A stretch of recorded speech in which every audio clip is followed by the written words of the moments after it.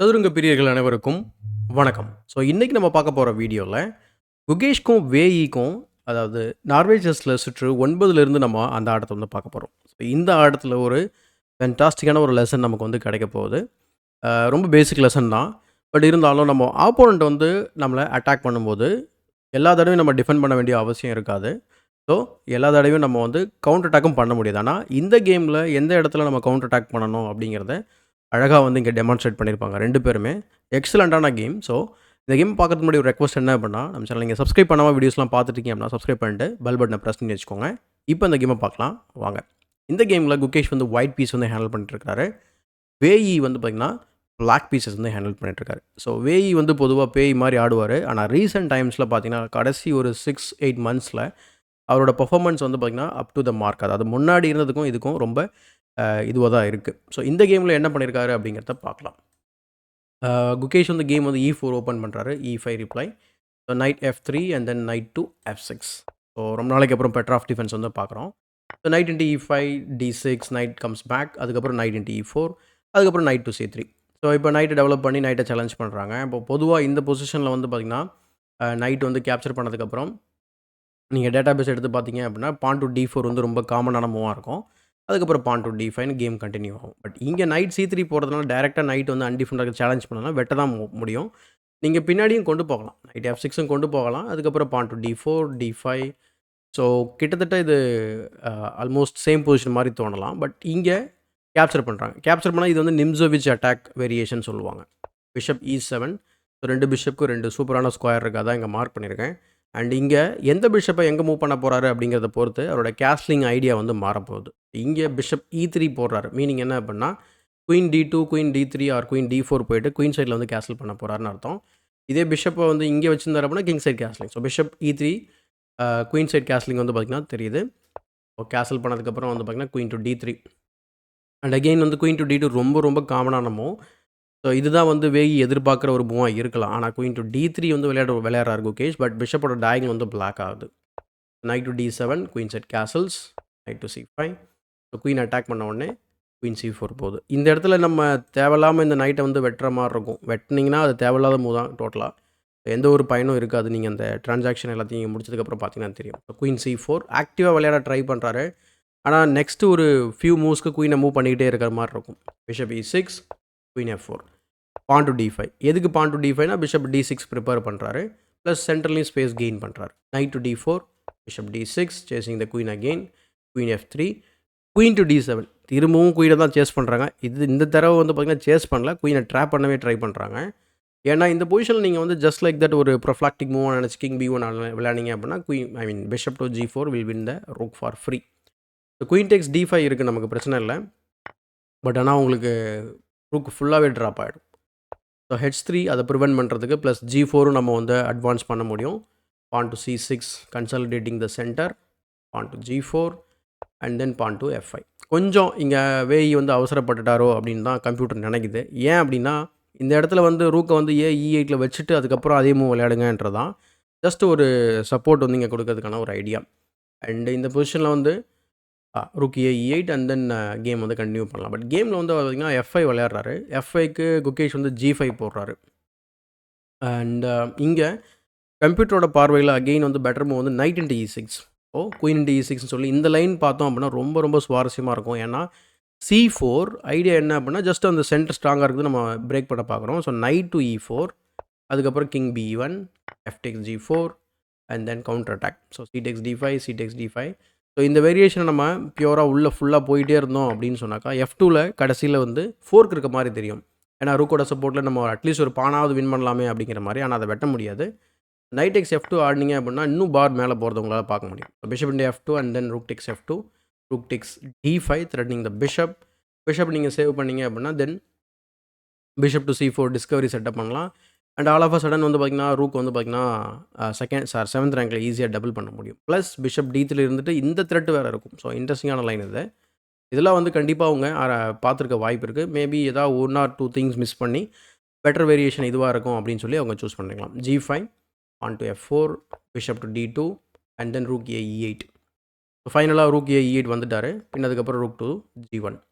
And again இந்த பொசிஷனில் வந்து நைட் டெக்ஸ் E6 வந்து ரெக்கமெண்டட் மூவ். பட் வந்து ருக் G1 போட்டு ஒரு ஜஸ்ட் H4 போட்டுட்டு G6 ப்ரிப்பேர் பண்ணுறாருன்னு நான் நினைக்கிறேன். Bishop F5. அண்ட் அகெயின் இந்த பொசிஷனில் பிளாக்கோட பெஸ்ட் மூவ் அப்படின்னு பார்த்தோம்னா நைட் டு E4. நைட்டை வந்து சென்ட்ரலைஸ் பண்ணுறது ஃபென்டாஸ்டிக்கான மூவ். எஸ்ஏ பிஷப் D3ன்னு வச்சுக்கோங்களேன், தென் பிஷப் F7. ஸோ ஈஸியாக வந்து இந்த பொசிஷன் வந்து பிளாக்னால் ஹேண்டில் பண்ண முடியும். இன்ஃபேக்ட் இந்த இடத்துல ருக் E5 கூட போடலாம் நம்ம. பட் இந்த கேமில் என்ன ஆகுது அப்படின்னா, ஒரு பிஷப் வந்து F5ல வைக்கிறதுனால பிஷப் பேரை வந்து இதுதான் கெயின் பண்ண சரியான நேரம்னு சொல்லிட்டு அவர் வெட்டிடுறாரு. வெட்டினதுக்கப்புறம் C4 அட்வான்ஸ் பண்ணி இந்த அன்டிஃபெண்டாக இருக்கக்கூடிய பிஷப் அட்வான்டேஜ் எடுத்துக்க பார்க்குறாரு. ஏதாவது டாக்டிக்கல் ஐடியா வரலாம் இல்லையா, பீஸ் அன்டிஃபெண்டாக இருந்தால். So night E4. So bishop வந்து பார்த்திங்கன்னா டிஃபென்ஸ் வந்தாச்சு. But now bishop D3. So நைட்டை வந்து பார்த்திங்கன்னா பின்னில் போட்டுடுறாரு. ஸோ முன்னாடி அந்த நைட் E4 வந்ததுக்கும் இப்போ இந்த நைட் E4 வரதுக்கும் வித்தியாசத்தை பார்த்திங்கன்னா தெரியும். ஏன்னா குயின் அப்போ இந்த இடத்துல கிடையாது. ஸோ பின்னில் கிடையாது. ஸோ குயின் E5 தேவையில்லாமல் இன்னொரு மூவ் வந்து மூவ் பண்ணுற மாதிரி இருக்குது. அதுக்கப்புறம் திரும்பவும் another pin bishop to C5. And இந்த பொசிஷனில் பிஷப் டு C5க்கு அப்புறம் வந்து பார்த்திங்கன்னா கேமில் வந்து C takes D5 பார்க்குறோம். இதே நம்ம வந்து D takes C4 விளையாட முடியுமா பார்த்தா விளையாட முடியாது. ஏன்னா உங்களுக்கு நைட்டு ட்ராப் ஆகிடும். So bishop C5, C takes D5, அதுக்கப்புறம் C takes D5. ஸோ இங்கே F2வில் வந்து ப்ரெஷர் பில்டப் ஆகாதவங்களால் பார்க்க முடியும். ஸோ சிம்பிளாக ரூக் E2. ரூக் E2க்கு அப்புறம் அண்ட் 24வது மூவ் நம்ம பார்த்துட்ருக்கோம். நம்ம ஒரு கேமோட ரொம்ப முக்கியமான ஒரு இடத்த வந்து நம்ம ரீச் பண்ணியிருக்கோம். ஏன் இது வந்து ரொம்ப முக்கியமான இடம் அப்படின்னு பார்த்தோம்னா, இந்த பொசிஷனில் தான் வந்து பார்த்திங்கன்னா என்ன சொல்கிறது, இவர் ஜெயிக்க போகிறாரா அவர் ஜெயிக்க போகிறாரா அப்படிங்கிறது முடிவாக போகுது. இந்த இடத்துல ஒரு ப்ரில்லியண்ட்டான ஒரு காம்பினேஷன் வந்து பார்த்திங்கன்னா வேஇ வந்து கேல்குலேட் பண்ணுறாரு. ஆனால் அதில் ஒரே ஒரு சின்ன சிக்கல் என்ன அப்படின்னா ஒர்க் அவுட் ஆகாது.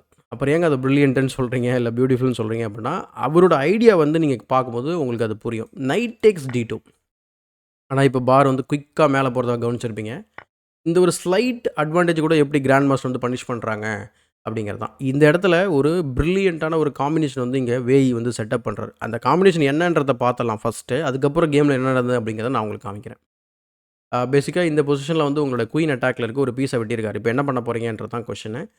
ஸோ ரூக் இன்டூ D2 வந்து ரொம்ப நேச்சுரலான மூவ். ஸோ எக்ஸாம்பிளுக்கு ரூக் இன்டூ D2 இப்படி விளையாடினீங்க அப்படின்னு சொன்னால் then black is winning the game.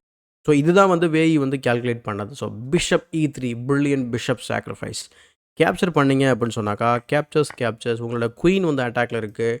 So குயினை வந்து நீங்கள் D5ல செக் பண்ணலாம். ஏன்னா அது வந்து ஒரு டாக்டிஸ் இருக்குது. ஸோ அதனால் கிங் H8 மூவ் பண்ணதுக்கப்புறம் queen takes queen, E takes D2 in between move, அதுக்கப்புறம் king takes D2 and then rook takes the queen. அப்போது என்ன ஆகுது அப்படின்னு பார்க்கும்போது எண்ட் ஆஃப் த வேரியேஷன் உங்களுக்கு எக்ஸ்சேஞ்ச் அப் ஆகுது. இதுதான் வந்து வேஇ கேல்குலேட் பண்ணது. ஆனால் வேஇ மிஸ் பண்ணது என்னன்றதை இப்போது குகேஷ் சொல்வார். குகேஷ் வந்து பார்த்திங்கன்னா பிஷப் இன்டு H7 ஒரு ப்ரில்லியண்ட்டான ஒரு பிஷப் சாக்ரிஃபைஸ் வந்து பண்ணுறாரு. இதில் இருக்கக்கூடிய பாயிண்ட் என்ன அப்படின்னு பார்க்கும்போது இந்த இடத்துல நீங்கள் கிங்கால் வெட்ட முடியாது. அஃப்கோர்ஸ் கிங்கால் வெட்டினீங்க queen H5 check and then rook takes E5 இருக்குது. So king H8 forced, rook takes D2, rook takes D2க்கு அப்புறம் கிங் டேக்ஸ் H7. அண்ட் இந்த பொசிஷன் ஆல்ரெடி ஒரு சில மேட்டிங் பேட்டர்ன்ஸ் லைக் சில டேமினோஸ் மேட்டிங் பேட்டர்ன் மாதிரி நம்ம இங்கே பண்ண முடியும். ஸோ பான் G6ல் போட்டுட்டு ஸோ கான்ஸ்டண்ட்டாக அந்த த்ரெட் இருந்துகிட்டு இருக்கும். ப்ளஸ் இந்த பான் இங்கே இருக்கிறதுனால டேமினோஸ் மேட் மட்டும் கிடையாது, பேக் ரேங்க் இஷ்யூமே ஃப்யூச்சரில் வரலாம். ஸோ இந்த மாதிரி ஒரு சிக்கலில் மாட்டிக்கிட்டார் வேஇ இப்போதைக்கு. So rook into D5. So rook into D5 முன்னாடி குயின் செக் கொடுத்துட்டும் பண்ணலாம், சாரி பான் G6 செக் கொடுத்துட்டும் பண்ணலாம். But rook tax D5 directly, queen E2, G6 check and then king to G8, பின் அதுக்கப்புறம் குயின் B3 செட்டிங் அப்போ டெட்லி டிஸ்கவரி. இங்கே இந்த பொசிஷனில் திரும்ப கேம்குள்ளே வர வேஇக்கு ஒரு வாய்ப்பு இருக்குது. திரும்ப அதுக்கு ஒரு ப்ரில்லியண்ட்டான மூவ் கண்டுபிடிக்கணும். அவர் கிட்டத்தட்ட ப்ரில்லியன்ட் மூவ் மாதிரி தான் விளையாடி இருக்கிறாரு. என்ன மூவ் ஆடிருக்காரு அப்படின்னா பிஷப் E3 செக் வைக்கிறாரு. அதாவது இந்த பீஸை கொடுத்துட்டு கேமை வந்து நம்ம வந்து ஹோல்ட் பண்ண முடியும் அப்படின்னு சொல்லி பார்க்குறாரு. ஆனால் இது வந்து திரும்ப பார் வந்து மேலே போகிறத கவனிச்சிருப்பீங்க. ஸோ கிங் B1க்கு அப்புறம் திரும்ப அந்த ஜஸ்ட் அந்த செக் கொடுத்துருக்காரு, வெட்டலை. ஏன்னா வெட்டினீங்க அப்படின்னு சொன்னால் வேற கதை. ஏன்னா குயின் இன்ட்டு E3ன்னு சொல்லி நம்ம குயின் ட்ரேட் பண்ணோம் அப்படின்னா கேம் கிட்டத்தட்ட ஈக்குவல் ஆகிடும். அதுதான் அவர் எதிர்பார்க்குறாரு. கிங் B1 ஆனதுனால பிஷப்பும் ஹேங்கிங்கில் இருக்குது. அது மட்டும் இல்லாமல் டெட்லி டிஸ்கவரி இருக்குது. ஸோ கிட்டத்தட்ட வந்து பார்த்திங்கன்னா மேட்டிங் பேட்டர்ன்ஸ் தான் இது. ஸோ அதனால் அவர் பிரச்சனை மாட்டிக்கிறாருன்னு வச்சுக்கோங்களேன். அடுத்த ஒரு ஃபியூ மூவ்ஸில் கேமே முடிய போகுது, நம்ம பார்க்கலாம். அதுக்கு முன்னாடி அவருக்கு ஒரு வாய்ப்பு இருந்ததுன்னு சொன்னேன் இல்லையா, பிஷப் E3க்கு பதில் அப்புறம் வேறு என்ன ஆடிருக்கலாம் அப்படின்னு பார்க்கும்போது ரூக் E3. ஸோ ரூக் E3யோட ஐடியா என்ன அப்படின்னா, நம்ம ரூக்கை சாக்ரிஃபைஸ் பண்ணுறோம் ஒன்று, ரெண்டாவது குயின் அட்டாக் பண்ணுறோம். குயினால் தானே டிஸ்கவரி வருது அப்படிங்கிறதான். சப்போஸ் நீங்கள் அந்த ரூக்கை வெட்டிட்டீங்க அப்படின்னு சொன்னால் then queen takes E3 and then இந்த end of the variation you lose the rook. So இதுதான் அவரோட அந்த இடத்துல கூடிய idea rook E3. But bishop E3 விளையாடுனதுனால அட்வான்டேஜ் வந்து பார்த்தீங்கன்னாக்கா பெருசாக பில்டப் ஆகிட்டே போயிட்டு இருக்கு குகேஷ்க்கு. So king B1, king H8, discover வந்து வெளில போகிறாரு. F into E3, rook into E3 and then queen to B4. இப்போது ஒரே ஒரு ஐடியா தான். இந்த குயினை மட்டும் நம்ம டிஃப்ளெக்ட் பண்ணிட்டோம் அப்படின்னு சொன்னால் சில லைட் ஸ்கொயர்ஸை நம்ம கண்ட்ரோல் பண்ண முடிஞ்சுது அப்படின்னா ஈஸியாக செக்மேட் பண்ணிடலாம். அதை நோக்கி தான் வந்து குகேஷ் இனிமேல் ஒர்க் பண்ணுவார். ஸோ இந்த குயின் மூவ் வந்து பார்த்திங்கன்னா ஒரு ஃபென்டாஸ்டிக்கான மூவ். ஏன் ஃபென்டாஸ்டிக்கான மூவ் அப்படின்னா பேக் ரேங்கையும் கவர் பண்ணுறாரு. இங்கே டபுள் அட்டாக் ஆர் ஒரு ஒரு கவுண்டர் அட்டாக் மாதிரி பண்ணுறாரு. இந்த பானை அட்டாக் பண்ணுறாரு. இந்த பானை பார்த்துக்கிட்டு இருக்கிறாரு. ஸோ இப்படி பல மூவ் இருக்குது. ஸோ ஃபென்டாஸ்டிக்கான மூவ் பேசிக்லி.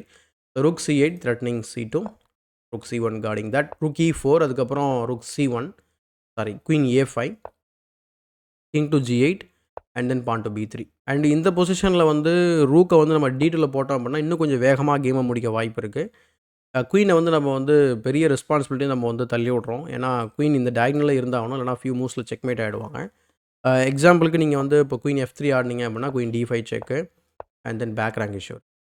ஸோ அதனால் ரூக் D2 ரொம்ப ஸ்ட்ராங்கான மூவாக இருந்திருக்கும். But B3, rook E8, queen takes A7 and then queen E6. இப்போ 2 பான் அப்பில் இருக்கிறார். 2 பான் அப்பு அப்படிங்கிறத விட கிங்கோட பொசிஷனை கம்பேர் பண்ணி பாருங்கள். ஸோ கிங் சேஃப்டி கம்ப்ளீட்டாக காம்ப்ரமைஸ் ஆயாச்சு பிளாக்குக்கு. So queen to D4, pawn to F3, rook G5 and then queen E4. Queen trade பண்ணிவிட்டு ரூக் F5 விளையாடுறாரு. ஆச்சரியமாக இந்த பொசிஷனில் 40வது மூவ்லேயே வந்து பார்த்திங்கன்னா வேஇ வந்து ரிசைன் பண்ணுறாரு. இது ஏன் ஆச்சரியமாக இருக்குது அப்படின்னு பார்க்கும்போது இந்த இடத்துல என்ன சொல்கிறது, நம்ம இம்மீடியட்டாக வின்னிங் ஐடியா எதுவும் கிடையாது. இம்மீடியட் வின்னிங் மூவ்ஸ் எதுவும் கிடையாது. ஸோ கண்டிப்பாக ஒயிட் வந்து ஒர்க் பண்ணணும். பட் வந்து அது ரெசிஸ்ட் பண்ண விரும்பலை. ஸோ அந்த டார்ச்சரை நான் அனுபவிக்க விரும்பலை அப்படின்னு சொல்லிட்டு அவர் ரிசைன் பண்ணிடுறாரு. குயிக்காகவும் நமக்கு சில வேரியேஷன்ஸ் நம்ம வந்து காமிச்சு இதில் அட்வான்டேஜ் இருக்குன்றதை நம்மளால் குயிக்காக ஃபியூ மூவ்ஸில் காமிக்க முடியாது. பட் கேம் கண்டினியூ ஆயிருந்தால் இந்த மாதிரி ஆயிருக்கலாம். So rook into F3, rook into G6, A4, அதுக்கப்புறம் rook C6 and then pawn to C4னு சொல்லிட்டு ஜஸ்ட் இந்த வீக்னஸை கார்ட் பண்ணிவிட்டு அடுத்து நம்ம வந்து இந்த மெஜாரிட்டியை ப்ரூவ் பண்ண வேண்டியது தான். இல்லைனா வந்து கிங்கை வந்து அவங்களால பேசிக்காக செக்மேட் பண்ணுறது ரொம்ப கஷ்டம். கிங்கை நீங்கள் ஆக்டிவாக வச்சுக்கிட்டு 2 ரூக்கையும் 7th ரேங்கில் போட்டுட்டு இந்த பானை நீங்கள் டார்கெட் பண்ணவும் ஆரம்பிக்கலாம். அட்லீஸ்ட் நீங்கள் பி பானைக்கு எடுத்துட்டீங்க அப்படின்னா ஈஸியாக இருக்கும் உங்களுக்கு இந்த பான்ஸை ரோல் பண்ணுறதுக்கு. ஸோ இது ஒரு பிளானாக இருக்கலாம். பட் கேமில் வந்து 40வது மூலம் நான் சொன்ன மாதிரி டிசைன் பண்ணிடுறாரு. ஸோ இதன் மூலயமா வந்து பார்த்திங்கன்னா குகேஷ் வந்து திரும்ப ஒரு கிளாசிக்கல் கேமை வின் பண்ணி 3 பாயிண்ட்ஸ் வந்து எடுத்ததுனால அதாவது லீடர் போர்டில் வந்து வந்ததுங்க எங்கே வந்திருக்காரு அப்படிங்கிறத நம்ம பார்த்தலாம் நம்ம ரிசல்ட்ஸ் பேஜ் போயிட்டு. ஸோ இதுதான் வந்து 9 சுற்றுக்கு அப்புறம் இருக்கக்கூடிய கரண்ட் ஸ்டாண்டிங். ஸோ மேக்னஸ் கால்சனும் அவருடைய கேம் வந்து பார்த்திங்கன்னா திங்க் ஃபேபியோட வின் பண்ணியிருக்காரு கிளாசிக்கலில். ஸோ அதனால் அவருக்கும் 3 பாயிண்ட்ஸ் அண்ட் குகேஷ்க்கும் 3 பாயிண்ட்ஸ் கிடச்சிருக்கு. Just ½ a point behind Magnus. So அடுத்து இருக்கக்கூடிய ஒரே ஒரு சுற்றில் மேக்னஸா, குகேஷா, இல்லை ஃபேபி கூட வாய்ப்பு இருக்குங்க, ஹிகாருவா அப்படிங்கிறது நமக்கு தெரியும். ஸோ என்ன நடக்குது அப்படிங்கிறத ஆஸ் யூஷுவல் பொறுத்திருந்து பார்க்கலாம். இப்போ குயிக்காக நம்ம இன்னொரு ஈவெண்ட்டை பற்றி நம்ம பார்த்துட்டு இந்த வீடியோவை முடிச்சிடலாம். ஸ்டீஃபன் அவக்யான் மெமோரியல் வந்து இப்போ கரண்ட்லி நடந்துக்கிட்டு இருக்கு. ஸோ லாஸ்ட் ரவுண்ட் போயிட்டுருக்கு. ப்ரக் வந்து ஒரு ராபர்ட் பேர் வரல, ஓகே, ராபர்ட் அப்படிங்கிற கிராண்ட் மாஸ்டரோட ஆடிட்டுருக்கிறாரு.